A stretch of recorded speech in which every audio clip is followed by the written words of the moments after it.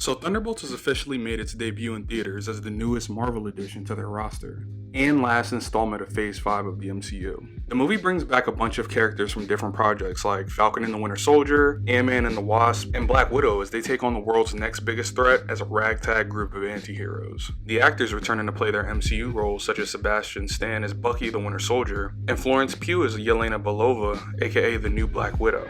I saw this opening day and sat on this review because I wanted to give you guys my honest thoughts on the film and wanted to let it stew for a bit. This review is going to be full of spoilers, so as always, if you don't care to be spoiled and just want to know if it will be worth it, just watch to the end because I'll be going over the plot specifics, as well as the 2 post-credit scenes that are at the end of the movie, and also why the asterisks keep popping up at the end of the title. So with all the hype, is this the movie that's going to bring Marvel back to the glory days and get it back on track for the MCU? Well, let's get into it as we break down Marvel's next biggest thing, Thunderbolts. So adorable.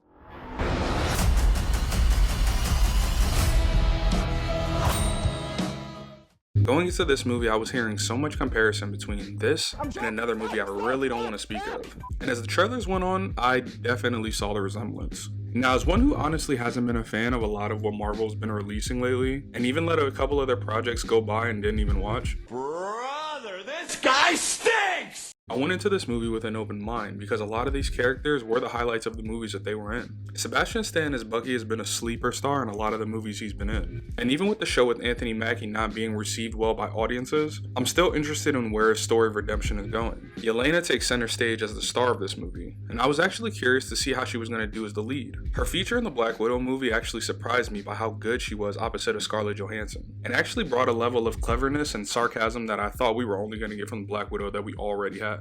And to be honest, I was never really a fan of Black Widow, and always seen her as a background character that came up whenever Marvel needed a female character amongst the male-dominated Avengers. I know that female leads within the MCU are struggling still to be showcased correctly, and I honestly think that's because Marvel just doesn't know how to write females into their scripts correctly as the leads. But I will say that Florence Pugh as Yelena is definitely a step in the right direction. Yelena brings a different perspective to the character that actually had me interested in a Black Widow for the first time. She showcases a very vulnerable side to her character that plays a bigger role in the theme of the movie that had me wondering if I was even watching a Marvel movie. Wyatt Russell, David Harbour, and Hannah Kamen all reprised their roles as John Walker, Red Guardian, and Ghost respectively. But from start to finish, you see that the movie focuses on Bucky and Yelena as the others serving as supporting cast. One thing that I will highlight about this movie that actually stood out to me, that this movie is very dark. It tackles a lot of serious topics such as loneliness, self-worth, and mental health issues that I didn't expect to see in a Marvel movie. The action is pretty standard for what you get in a Marvel movie, but with the characters in the movie mostly being spies and super soldiers, you don't have to worry about a huge CGI moment like reality-shattering visuals or someone web-slinging across New York, so visually, it's not a lot going on there. Oh, no. Who are you? I'm Bob.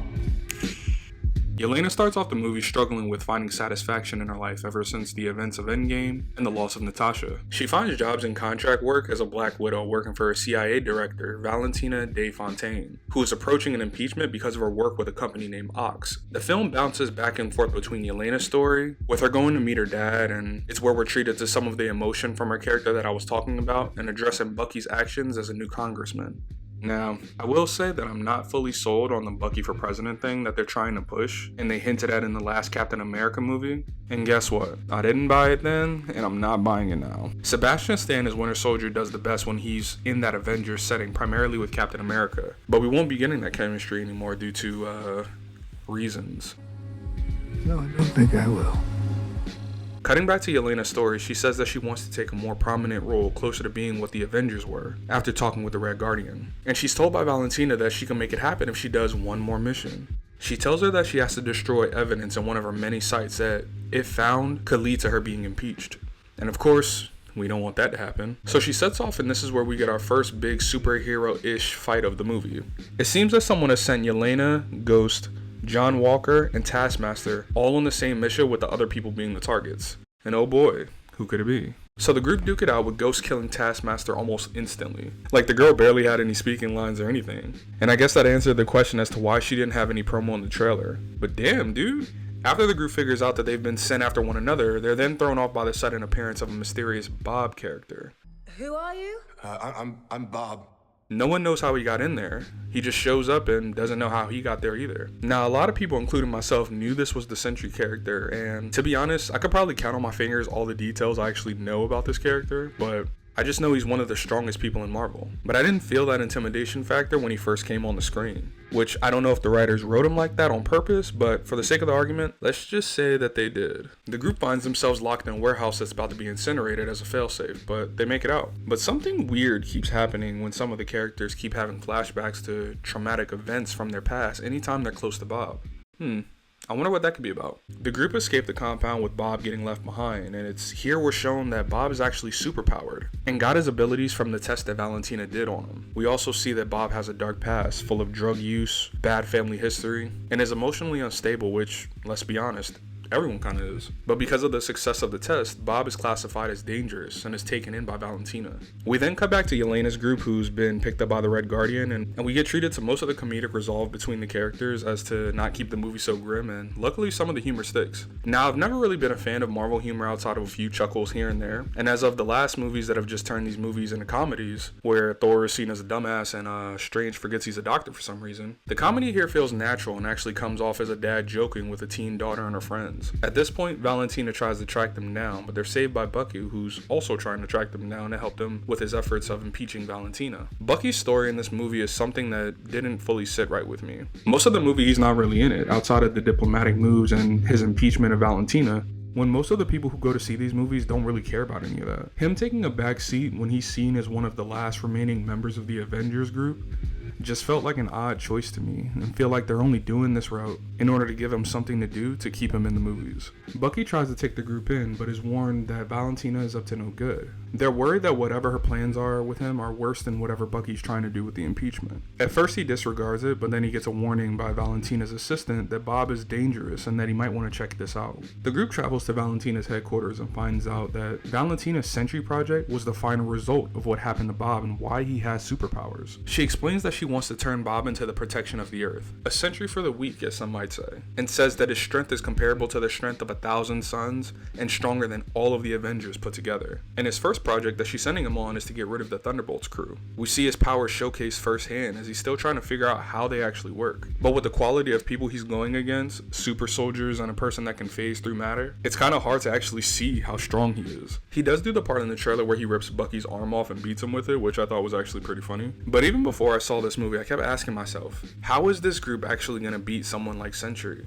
Like, if he's as strong as people say he is, there is no chance that any of them could actually survive this. He, of course, lets them go and questions Valentina about the true motives of his power. She then turns on him and activates a kill switch to shut him down, but of course, he doesn't stay down. He awakens as an all-black shadow form called the Void, which, honestly, when I first saw the trailers, I thought there was a problem with the editing in order to hide who the person was in the trailer, but no, he actually looks like that. It's here we're treated to a whole bunch of the scenes from the trailers where he's turning people into shadow figures, and the whole city starts to be enveloped in shadows. The group does what they can to save some of the civilians in the city, but Bob's abilities are too strong and he can't control them. Kinda like he's not even himself. Yelena realizes that the only way that they can stop Bob is by going into the portals themselves, and it's here where we get to the deepest part of the movie. Bob's portals are shown to take the individual back to the worst parts of their life. For Yelena, it transports her back to dark memories of her being a Black Widow, and when she suffered depression as an adult and became an alcoholic. During the sequence, she finds Bob hiding in one of the rooms from his childhood where his father abused him. Yelena comforts him, and somehow the rest of the Thunderbolts gang show up, which I don't understand how that happened, but they try to escape the Void, but end up being cut off by Bob's alter ego in the science lab where he first got his powers. The Void overpowers the rest of the group and has a showdown with Bob, stating that they'll always be together no matter what, even as he attacks him. Yelena notices this, and it's where we get that tone that the movie is trying its hardest to convey. As he's punching the Void, we get the visual of a shadow slowly encroaching Bob, as to say he's giving into his darker side, and they all have to break him away from his anger that he's dealing with. They end up snapping him out of it, and the group ends up saving the city with Bob returning to normal. They go on to apprehend Valentina for her plot, but she manipulates the public and media that are all right there and announce the team is, no, not the Thunderbolts, the new Avengers. Oh, Jesus Christ. There are two post-credit scenes, and one is significantly better than the other. The first one is a mid-credit scene of the Red Guardian doing a callback for his wants of the groups to be on a Wheaties box that he talked about in the trailer. This team can be the heroes on the Wheaties box. We find out that the group does in fact have their own Wheaties box, and he creepily tried to get a woman at the grocery store to realize it's him, to which she doesn't, and honestly doesn't look like she cares. The second one, however, shows the group settling into their roles as the new Avengers, with Bob, for plot reasons, forgetting how to use his powers. Their meeting gets disturbed with a little humor from David Harbour as they talk about a big problem that's going on in space. They get a distress signal from a spacecraft entering the Earth's orbit, and as they all wonder what it could be, the movie ends with the aircraft turning to the side, showing the Fantastic Four logo. We can't do this. No one here is a hero. Yelena, when I look at you, I don't see your mistakes. That's what I mean. Even after seeing the movie a few days ago and seeing all the Marvel clickbait that's been circulating, I gotta go back to the original question of, is this movie gonna save the MCU? And I gotta say, I really don't think so. See, with all the controversies that Marvel has had over their last few projects, post-Endgame, Marvel's been struggling to find their footing back on the glory days of superhero movies. I've had this theory that getting rid of most of their cast was a shot in the foot because you don't have the big superheroes everyone's come to love and are really left with the background characters. Now, nothing against the actors, I think they do an amazing job with their characters when the script writes them correctly. Bucky's Winter Soldier was one of the most interesting points of the Captain America movies, and the audiences have grown an attachment to seeing Sebastian Stan as the Winter Soldier. But when you put him in the back seat for most of the film until the end, he comes off as an afterthought that they didn't know what to do with but still wanted to put him on the posters. Marvel movies are notorious for being huge box office action movies, and some even see them as films that you can kind of just sit back and turn your mind off. But this one choosing to go in depth and tackle themes of self-worth and solitude, primarily with the Sentry character, was something that I wasn't expecting, and that aspect of the film is actually what kept me interested during the movie. Yelena's backstory being explored shows why she wants to change her destiny to be a hero and not just another widow killing people. Bob's backstory ends up being the catalyst for the movie as he's introduced as an innocent character that's been through a lot in his life, and that trauma becomes the embodiment of the void. The action scenes were pretty standard for what you could expect out of a Marvel movie nowadays, and I would have been okay with that if the story kept me engaged. Now, while I will say that the Thunderbolts didn't seal the deal as the savior of the MCU, I will say that it's definitely a step in the right direction. One of the things that I noticed is that while all of these characters are from different projects, the writers tried to make sure that this didn't feel like just another Marvel movie with 1,000 different cameos in it and trying to tie it into 17 different movies. Most of the magic of the beginning movies that made people fans were these movies, they always felt complete, and it wasn't until later that it started to suffer because every plot point of the films were structured to set up for the next movie. The acting was still pretty good from the characters who were reprising their roles and actually has me looking forward to what they're going to do with the new Avengers in the future.